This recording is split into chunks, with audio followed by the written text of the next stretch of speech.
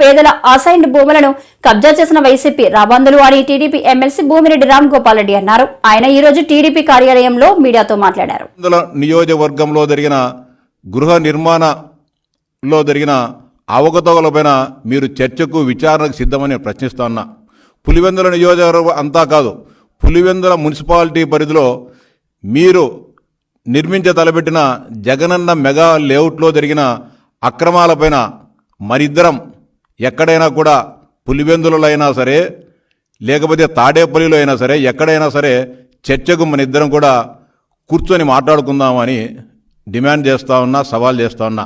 Pulivendula municipality పరిధిలో Jagananna mega లేఅవుట్లో దాదాపు 8,456 గృహాలు మంజూరైతే ఇటీవల రాష్ట్ర ప్రభుత్వం జిల్లా కలెక్టర్ గారి ఆధ్వర్యంలో విచారణ చేయిస్తే దాదాపు 2,489 మంది లబ్ధిదారులు బోగస్ లబ్ధిదారులు అనర్హులని చెప్పి తేల్చడం జరిగింది.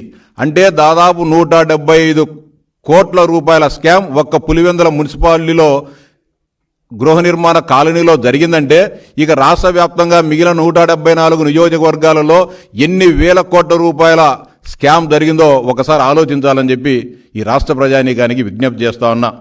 పులివెందుల మున్సిపాలిటీలో 8,468 ఇల్లు మంజూరైతే వీరందరికీ కూడా దాదాపు ఏపీఐసికి చెందిన 250 ఎకరాల స్థలాన్ని తీసుకొని ఒక్కొక్క లబ్ధిదారునికి 1.5 సెంటు స్థలాన్ని ఇచ్చి రాష్ట్ర ప్రభుత్వమే కాంట్రాక్టర్లకు అప్పగించి గృహ నిర్మాణాలను నిర్మించేదానికి చేపట్టడం జరిగింది. దీనిలో జగనన్న మెగా లేఅవుట్లో 7,075 ఇల్లు మంజూరు చేస్తే దానిలో 1,675 మంది అనర్హులని తేలడం జరిగింది. అంటే దాదాపు 23.67% మంది లబ్ధిదారులు బోగస్ లబ్ధిదారులు వైకాపా నాయకులకు సంబంధించిన బినామీల పేర్లు పెట్టుకొని దొంగ పేర్లు పెట్టుకొని కోట్లాది రూపాయలు కాజేసిన సంగతి నిజం కాదా జగన్మోహన్ రెడ్డిని ప్రశ్నిస్తా ఉన్నా. అంతేకాకుండా సొంత స్థలాలు ఉన్నాయని చెప్పి గృహాలు మంజూరు చేసుకునేదానికి దరఖాస్తు పెట్టుకున్న వారు 1,318 మంది ఉంటే వారిలో గతంలో ఇల్లు ఉన్నవారు పెద్ద పెద్ద భవంతులు ఉన్నవారు కోటీశ్వర్లు దాదాపు 732 మంది దొంగ లబ్ధిదారు అని చెప్పి తేలిన విషయం వాస్తవం కాదా? అంటే దాదాపు 55.5% మంది తమకు ఇల్లు ఉన్నా తమకు సొంత స్థలాలున్నా తమకు పెద్ద పెద్ద భవంతులున్నా దొంగ పేర్లు పెట్టుకొని ప్రభుత్వ డబ్బును కాజేసేదానికి మీ కార్యకర్తలు ఇళ్లను మంజూరు చేసుకున్న విషయం వాస్తవమా కాదా జగన్మోహన్ రెడ్డిని ప్రశ్నిస్తా ఉన్నా.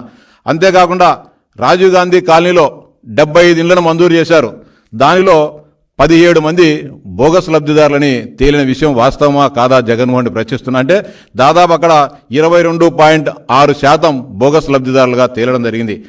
అంతేకాకుండా గతంలో ఇండ్లు మంజూరై ఇండ్లు కట్టుకున్నా మళ్ళీ రెండోసారి ఇళ్లను మంజూరు చేసి దాంట్లో దాదాపు 65 మంది బోగస్ లబ్ధిదారులు తేలిన విషయం వాస్తవమా కాదా జగన్మోహన్ రెడ్డి అడుగుతా ఉన్నా. దాదాపు 8,468 ఇళ్లలో 2,489 మంది లబ్ధిదారులు బోగస్గా తేలడం జరిగింది. ఇవన్నీ మాట్లాడకుండా మీ నియోజకవర్గంలో మీరు ముఖ్యమంత్రిగా ఉన్నప్పుడు జరిగిన ఒక్క లేఅవుట్లోనే దాదాపు 175 కోట్ల రూపాయలు స్కామ్ జరిగింది.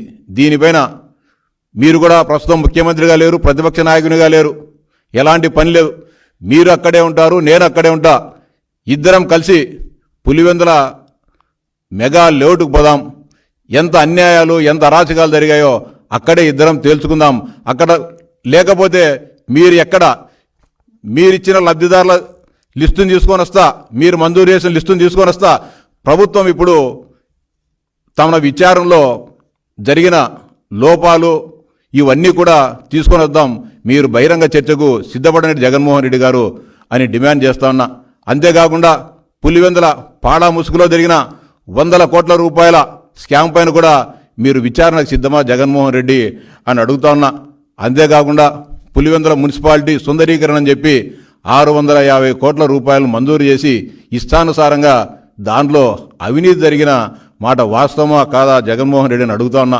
ఇక ఇరిగేషన్లో కూడా ఎత్తిపోతల పథకాలని చెప్పి రకరకాల పేర్లతో ఇరిగేషన్లో కూడా 100 కోట్ల రూపాయల స్కామ్ జరిగిన మాట వాస్తవమా కాదా జగన్మోహన్ రెడ్డి అని ప్రశ్నిస్తున్నా. ఇంకా దారుణమైన విషయం, పులివెందుల మున్సిపాలిటీలో దాదాపు కోట్లాది రూపాయలు ఖర్చు పెట్టి సుందరీకరణ పేరుతో మీరు రింగ్ రోడ్డు చుట్టూ ఊర్లో బ్రహ్మాండంగా పాత కరెంటు పోల్ల స్థానంలో కొత్త ఇన్ని కూడా పెట్టడం జరిగింది మున్సిపాలిటీ పరిధిలో. ఈరోజు గత నెల రోజుల నుంచి కరెంటు బిల్లు కట్టలేక స్ట్రీట్ లైట్లు కూడా వేయలేని దౌర్భాగ్యకరమైన పరిస్థితిలో పులివెందుల మున్సిపాలిటీని మీరు తీసుకొచ్చారంటే పులివెందుల ప్రాంత ప్రజలపైన మీకు ఏమాత్రం ప్రేమ ఉందో ఒకసారి అర్థం చేసుకోవాలా. దాదాపు 23 కోట్ల రూపాయలు విద్యుత్ బిల్లులు చెల్లించాలి పులివెందుల మున్సిపాలిటీ. మీరు ముఖ్యమంత్రిగా ఉన్నప్పుడు పులివెందుల మున్సిపాలిటీని ఆర్థికంగా ఎంత